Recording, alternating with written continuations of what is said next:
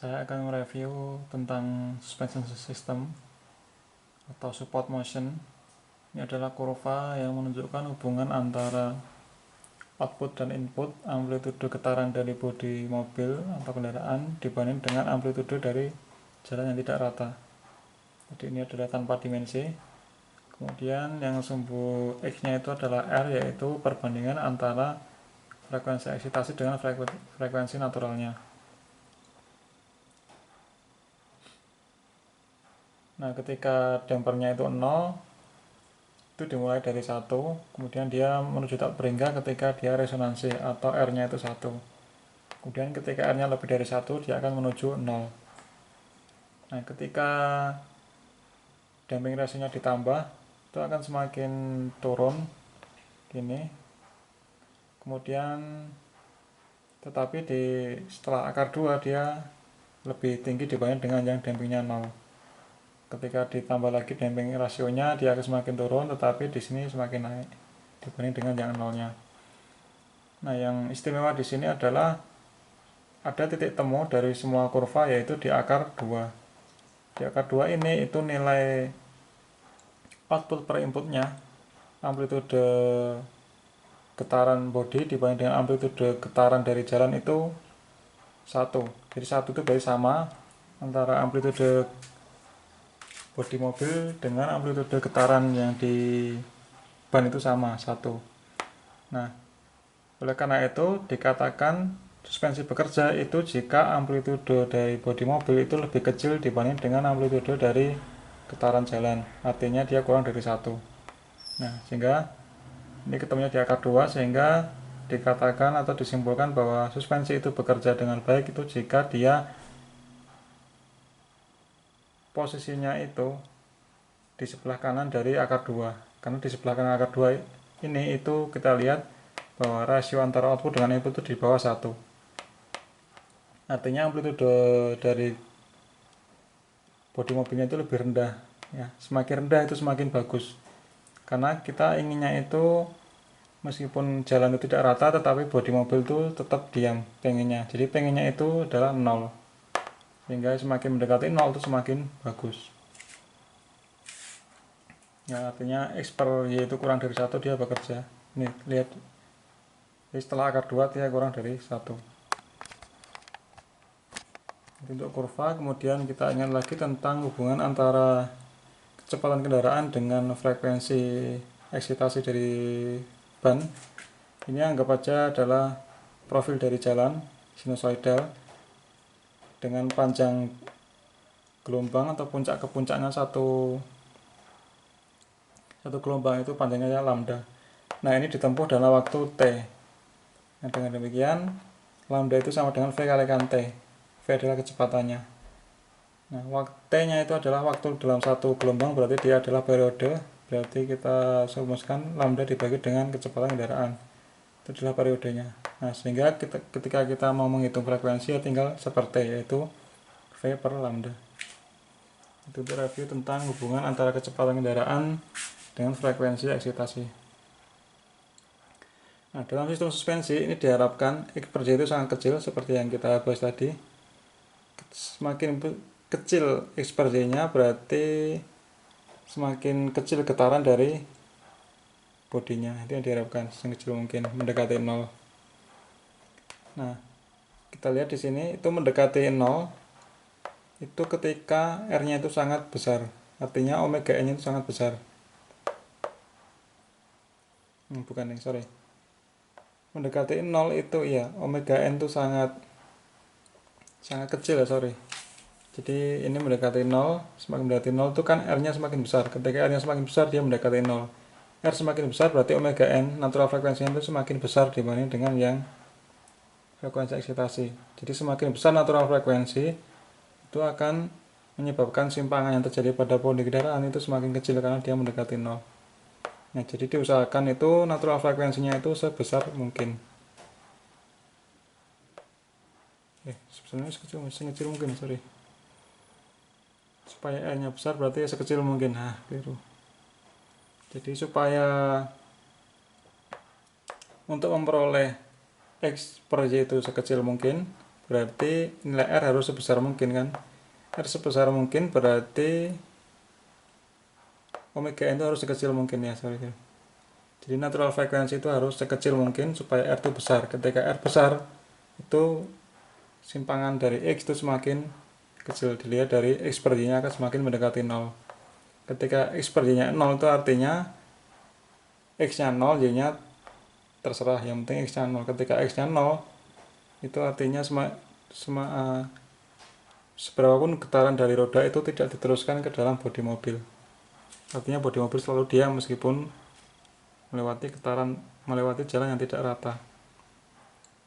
Nah, supaya R besar berarti natural frekuensi harus sekecil mungkin kalau bisa mendekati 0 atau sama dengan 0. Tetapi natural frekuensi itu tidak mungkin terjadi 0 karena kalau kita lihat rumusnya akar K per M.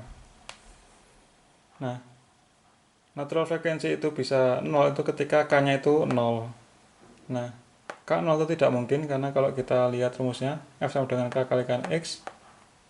Kalau K-nya 0 berarti F sama dengan 0 kalikan X.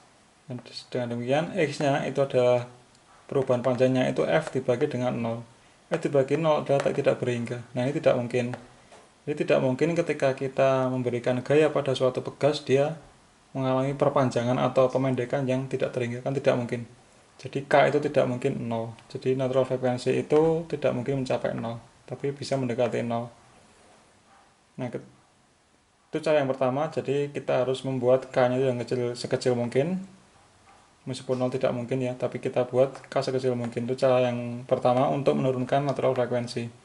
Cara yang kedua adalah kita menambah dari masanya. Jadi semakin besar masanya, itu natural frekuensinya itu semakin kecil, kan K per M. Ya, tetapi perlu diingat ketika kita menambahkan massa itu ada efek sampingnya. Nah, ketika kita tambahkan massanya, kita lihat bahwa sesuai dengan hukum Newton kedua, F gaya sama dengan M kalikan A, sehingga A sama dengan F dibagi dengan M. Sehingga untuk menurunkan natural frekuensi kita tambahkan M, tetapi ketika kita tambahkan M, itu percepatannya akan semakin rendah.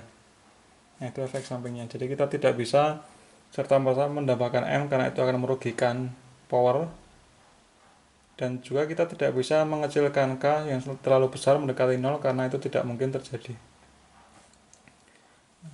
Nah, sekarang karena M itu tidak bisa ditambah karena nanti mengurangi dari ini percepatan kendaraan, maka kita fokus bagaimana cara mengecilkan nilai K, bagaimana meminimalkan atau membuat kekakuan pegas itu serendah-rendahnya. Nah, bagaimana cara membuat K sekecil mungkin? Ini untuk kasus pegas ya, untuk pegas coil terutama. Kita tahu bahwa rumus gaya itu adalah K kalikan delta. Delta adalah pertambahan atau perubahan panjangnya, pertambahan panjang atau pertambahan pendek dari pegas. Hingga K itu sama dengan F dibagi dengan delta. Nah, supaya K itu kecil, delta kita harus buat lebih besar. Nah, akan tetapi pada pegas coil itu maksimal deltanya itu sepertiga dari kondisi awalnya. Jadi memendek atau memanjangnya itu maksimalnya itu hanya sepertiganya. Nah, ini adalah keterbatasan dari pegas atau coil spring. Jadi kita membutuhkan K yang sekecil-kecilnya, akan tetapi kita butuh K sekecil-kecilnya dengan cara membuat deltanya itu sebesar-besarnya. Akan tetapi pada coil spring delta maksimalnya itu hanya sepertiga dari panjang awalnya. Itu keterbatasan dari coil spring. Kemudian bagaimana cara mengetahui natural frekuensi? Kita selain menggunakan akar K per M ini, kita bisa merumuskan natural frekuensi dari sistem massa pegas dengan rumus yang berbeda, yaitu seperti ini. Ini adalah ketika pegasnya belum dikasih beban massa, kemudian ini sudah ditaruh massa di atasnya. Nah, karena ada massa, itu akan memendek sebesar delta. Kita buat free body diagramnya. Dia ada gaya gravitasi mg dan ditahan oleh gaya pegas ke atas K kalikan delta. Sehingga dengan hukum Newton pertama, mg sama dengan K delta.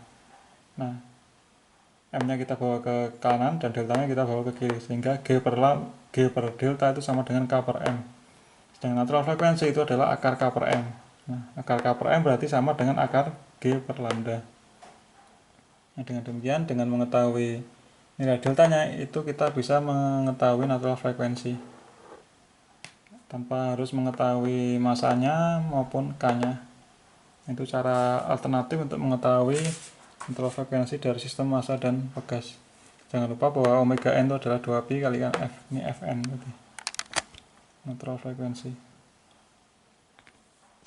Nah, itu adalah kelemahan dari coil spring ya. Kelemahannya itu deltanya yang terbatas sepertiganya untuk menurunkan K-nya. Nah, untuk yang air spring itu memiliki kelebihan yaitu meskipun deltanya itu kecil, K-nya itu bisa kecil ya. Berbeda dengan tadi yang untuk yang coil spring itu untuk memperoleh K yang kecil itu deltanya harus besar. Nah, tetapi untuk yang air spring itu untuk memperoleh K yang kecil itu deltanya bisa kecil, nggak perlu besar. Nah, ini adalah kelebihan dari air spring dibanding dengan yang coil spring.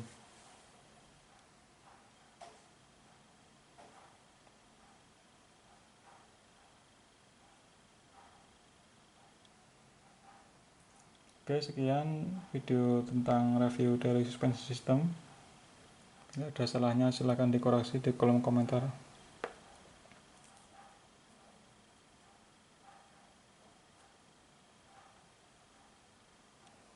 Terima kasih.